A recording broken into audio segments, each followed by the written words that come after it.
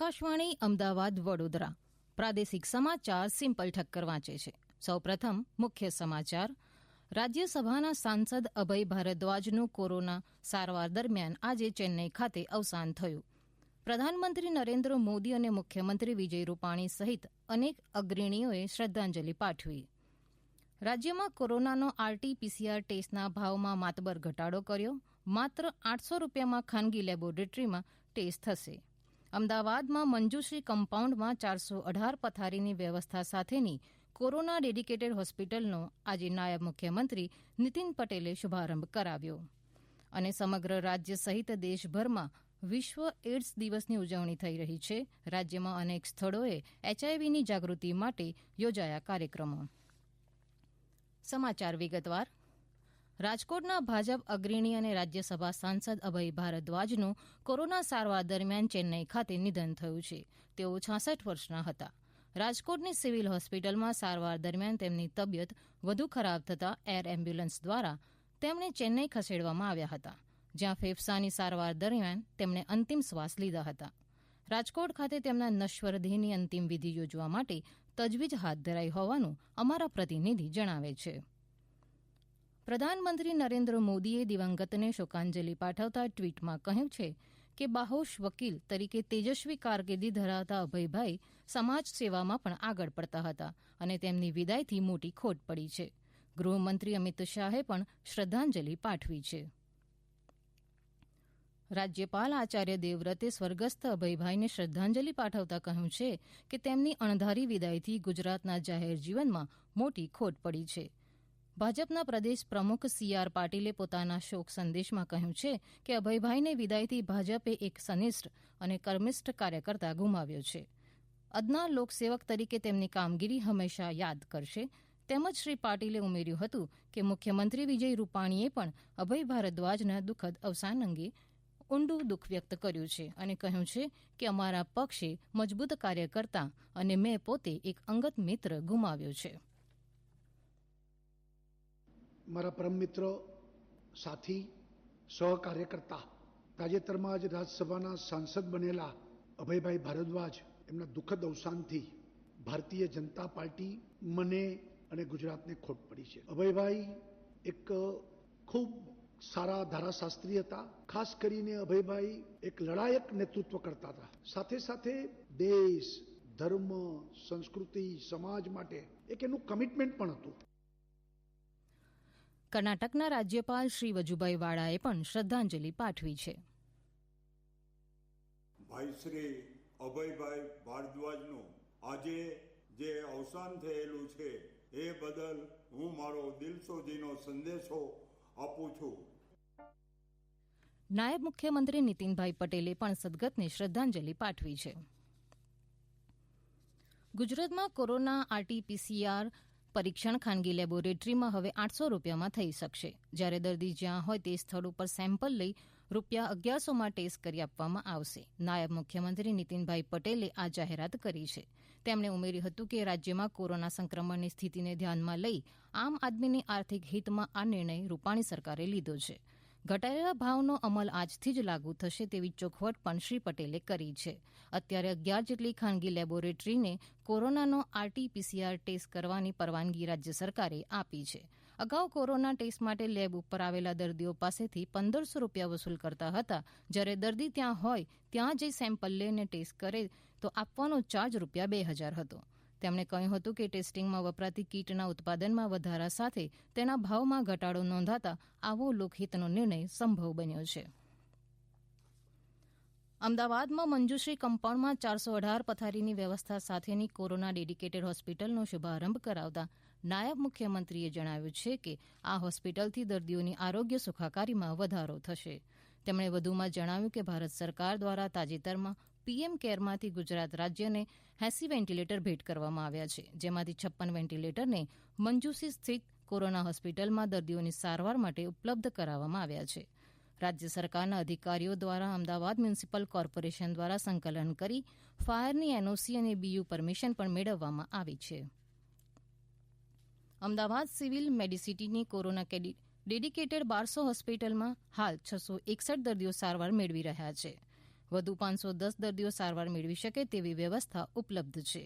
મેડિસિટી સંકુલમાં આવેલા corona dedicated cancer હોસ્પિટલના 145 પથારીમાંથી 23 પથારી હાલ કોરોના દર્દીઓ માટે ખાલી છે, જ્યારે કોરોના ડેડિકેટેડ કિડની હોસ્પિટલની 135માંથી 62 અને યુએન મહેતા હોસ્પિટલની 179માંથી 5 પથારી કોરોનાગ્રસ્ત દર્દીઓની સારવાર માટે ઉપલબ્ધ છે.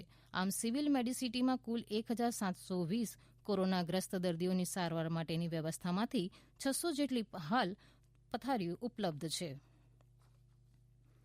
કોરોનાના પ્રવર્તમાન સ્થિતિને ધ્યાનમાં લેતા મંજુશ્રી મિલ કમ્પાઉન્ડમાં 350 કરોડના ખર્ચે તૈયાર થયેલી કોરોના ડેડિકેટેડ હોસ્પિટલનો આજે નાયબ મુખ્યમંત્રી પટેલે શુભારંભ કરાવ્યો હતો. આ હોસ્પિટલમાં કોરોનાના દર્દીઓ માટે 418 પથારીઓ છે. વેન્ટિલેટર સહિત આઈસીયુ વોર્ડમાં 82 પથારીઓ છે. આ હોસ્પિટલમાં 150 જેટલા મલ્ટીપર્પઝ મોનિટર કાર્યરત છે. 20,000 લીટરની ઓક્સિજન ટેન્ક છે.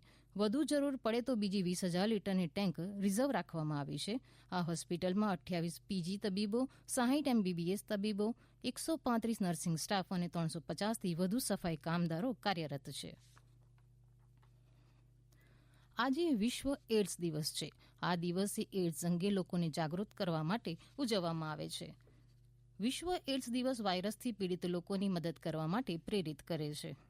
દેશમાં એચઆઈવી પોઝિટિવ મહિલાઓને આત્મનિર્ભર બનાવવા માટે સુરતમાં Gujarat state network of people living HIV ads સંસ્થા દ્વારા સ્કોપ પ્રોગ્રામ શરૂ કરવામાં આવ્યા છે. એચઆઈવી પ્રોગ્રામ પોઝિટિવ મહિલાઓમાં જે કળા કે આવડત છે તેને વધુ ટ્રેનિંગ આપી તેમને આવકનો સ્ત્રોત ઉભો કરી આપવામાં આવે છે. એચઆઈવી પોઝિટિવ મહિલાઓ આ સંસ્થા દ્વારા શરૂ કરવામાં આવેલા સ્કોપ કાર્યક્રમ હેઠળ માસ્ક બનાવવાનું, સીવણકામનું અને અન્ય વસ્તુઓ બનાવવાની ટ્રેનિંગ મેળવી રહી છે. સંસ્થા દ્વારા તેમને બજાર પણ ઉપલબ્ધ કરાવવામાં આવતું હોય છે, જેથી તેમની કળા માટે વધારે આવક મેળવી શકે. સંસ્થાના સંચાલક દક્ષાબેન પટેલે જણાવ્યું હતું કે અમારી સંસ્થા દ્વારા એચઆઈવી પોઝિટિવ બહેનોની અંદર જે આવડત છે તે આવડતને ઉજાગર કરવા માટે અમે પ્રયત્ન કરી રહ્યા છીએ. આહવા ખાતેની પ્રાઇમરી શાળા ખાતે વિશ્વ એડ્સ દિવસ નિમિત્તે રેડક્રોસ સોસાયટીના ચેરમેનની અધ્યક્ષતામાં એડ્સ અને કોરોના સહિત અન્ય બીમારીઓથી બચવા માટે સાવધાની રાખવા અંગે બાળકોને જાગૃત કરાયા હતા. આ પ્રાદેશિક સમાચાર આપ આકાશવાણીના અમદાવાદ વડોદરા કેન્દ્ર પરથી સાંભળી રહ્યા છો. વધુ સમાચાર કોરોના અંગેના સંદેશ બાદ.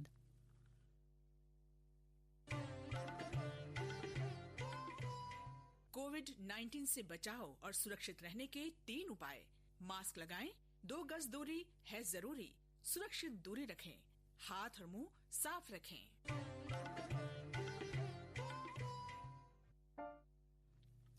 મુખ્યમંત્રી શ્રી વિજય રૂપાણીએ આજે વડોદરા મહાનગરપાલિકા દ્વારા પ્રધાનમંત્રી આવાસ યોજના સહિતના 344 કરોડ 45 લાખ રૂપિયાના ખર્ચે વિવિધ કામોનું ઈ ખાતમુહૂર્ત અને ઈ શુભારંભ કરાવ્યો.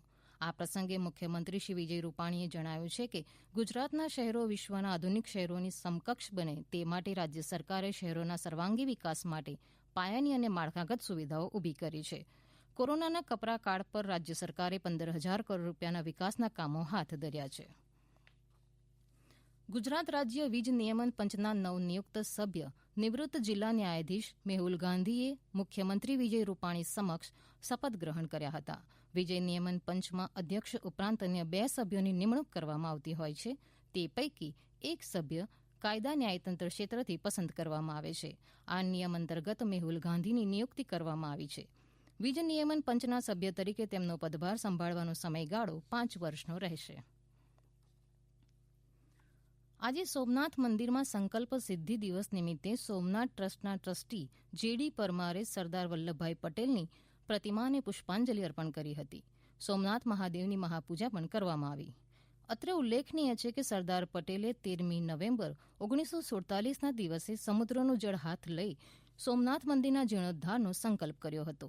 1 ડિસેમ્બર 1995માં સોમનાથ મંદિરનું નિર્માણ પૂર્ણ થતાં દર વર્ષે 1 ડિસેમ્બરને સોમનાથ સંકલ્પ દિવસ તરીકે ઉજવવામાં આવે છે. કચ્છ સહિત દેશભરમાં આજે બોર્ડર સિક્યોરિટી ફોર્સ એટલે કે બીએસએફનો સ્થાપના દિવસ ઉજવાઈ રહ્યો છે. સરહદ ઉપર સંરક્ષણની પહેલી હરોળ તરીકે લશ્કર સિવાય પણ એક અલગ દળ હોવું જોઈએ તેવો નિર્ણય પાકિસ્તાન સાથેની 1965ની લડાઈ બાદ થયો અને બોર્ડર સિક્યોરિટી ફોર્સની 1 ડિસેમ્બર 1965ના રોજ રચના કરવામાં આવી હતી. બીએસએફની સ્થાપના પાછળ પણ કચ્છ સંકળાયેલું હોવાથી અહીં વિશેષ ઉજવણી કરવામાં આવે છે. એપ્રિલ 1965માં પાકિસ્તાને જમીન માર્ગે કચ્છના રણમાં આક્રમણ કરી મોટો પ્રદેશ કબજે લીધો હતો, જેને છોડાવવા માટે સીઆરપીએફની ટુકડીઓ મરદાનગીથી લડી હતી. આ લડાઈમાં શહીદ થયેલા સીઆરપીએફ જવાનોની સ્મૃતિમાં રણ વચ્ચે સરદાર ચોકી બનાવવામાં આવી છે અને ત્યાં શહીદોને વીરાંજલિ અર્પણ કરવાના કાર્યક્રમો યોજાતા રહે છે. કચ્છમાં રણ અને દરિયામાં આવેલી તમામ ચોકીઓ ઉપર જવાનોએ સ્થાપના દિવસની ભાવવિભોર બની ઉજવણી કરી હતી. અંતમાં મુખ્ય સમાચાર ફરી એકવાર. રાજ્યસભાના સાંસદ અભય ભારદ્વાજનું કોરોના સારવાર દરમિયાન આજે ચેન્નઈ ખાતે અવસાન થયું. પ્રધાનમંત્રી નરેન્દ્ર મોદી અને મુખ્યમંત્રી વિજય રૂપાણી સહિત અનેક અગ્રણીઓએ શ્રદ્ધાંજલિ પાઠવી. રાજ્યમાં કોરોના આરટીપીસીઆર ટેસ્ટના ભાવમાં માતબર ઘટાડો કર્યો. માત્ર 800 રૂપિયામાં ખાનગી લેબોરેટરીમાં પરીક્ષણ થશે. અમદાવાદના મંજુશ્રી કમ્પાઉન્ડમાં 418 પથારીની વ્યવસ્થા સાથેની કોરોના ડેડિકેટેડ હોસ્પિટલનો આજે નાયબ મુખ્યમંત્રી નીતિન પટેલે શુભારંભ કરાવ્યો. અને સમગ્ર રાજ્ય સહિત દેશભરમાં વિશ્વ એડ્સ દિવસની ઉજવણી થઈ રહી છે. રાજ્યમાં અનેક સ્થળોએ એચઆઈવીની જાગૃતિ માટે યોજાયા કાર્યક્રમો. આકાશવાણી અમદાવાદ વડોદરા કેન્દ્ર પરથી સમાચાર પૂરા થયા. ધન્યવાદ.